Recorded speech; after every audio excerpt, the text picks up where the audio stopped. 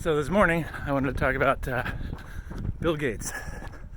So being a kid growing up in the 80s and 90s, of course, you know who Bill Gates is, right? Everybody used Windows.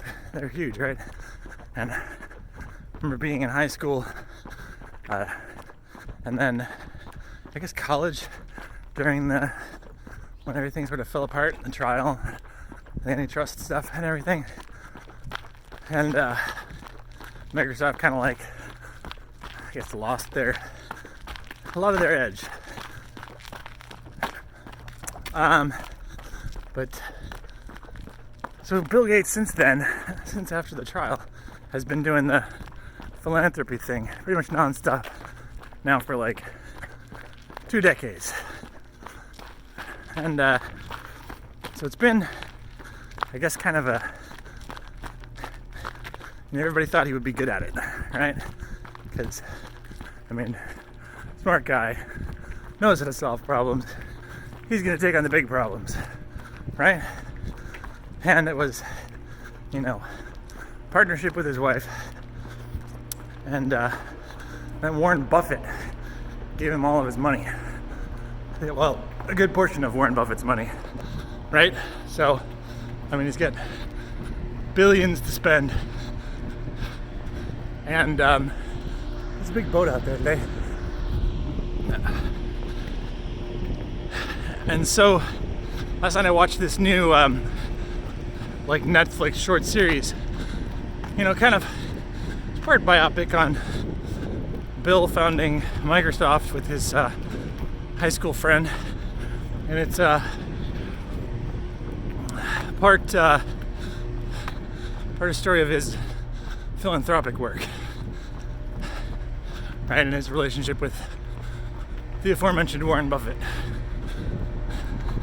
That's cool. The boat has a big crane and a helicopter pad. Check it out. Helicopter pad. You have to run through this industrial area to get up to Litterhorn from this side, but it's pretty fun. Now I'm going up the hill. So yeah, I still remember when we lived in Nebraska, and I got a friend of mine had some Berkshire Hathaway shares, so gave me the tickets to the shareholders meeting in I want to say 2010. Tell you what, being in the same room with Bill Gates and Warren Buffett, that was a cool thing, even though it was kind of an arena, right? I think there was 10,000, 20,000 people there. But so, anyway, this Netflix biopic, of course it's somewhat laudatory and tells Bill's side of the story. I'm sure he had something to say in the creation of it. He's been advertising it on his email list, Gates Notes. And you can tell I'm going uphill now. And still, though, it kind of painted him as a failure at philanthropy. He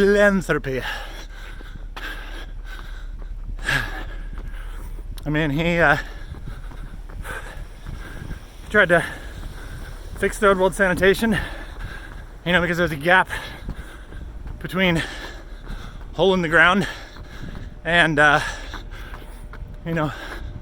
full plumbing infrastructure, but he hasn't been able to, after spending I don't know how many billions of dollars, design a cheap toilet that doesn't require plumbing and or electricity. So fail there, right? He also went for the eradication of polio, because when he started, they were close. And the thought was, if you threw enough money and know-how at it, he could eradicate it. Nope. Haven't gotten there either. The world is just too unstable of a place for those last pockets to go away. I mean, when smallpox was eradicated, colonialism was still going on. So the force of, and the literal force of governments was behind it in those last pockets, which probably put them over the edge. And then in another big bet, nuclear power. Because it's not a bad idea in and of itself, right? It's just that there's not enough people working on it. And he thought designing a safer nuclear power plant, he could get a bunch more built and lessen fossil fuel emissions and solve climate change, right? But Fukushima happened, which reminded everybody way too much of Chernobyl, and then Donald Trump happened. So international agreements kaput. So yeah, the miniseries ends with asking him if he failed. And I have to say, I'm not sure that what the billions spent added in terms of solutions. I'm sure future nuclear engineers will get the designs that Nathan Myhrvold et al. Worked on, but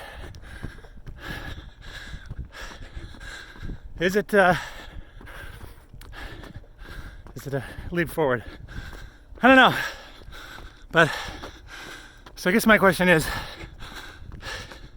maybe did Bill Gates not realize this is how the series was going to go?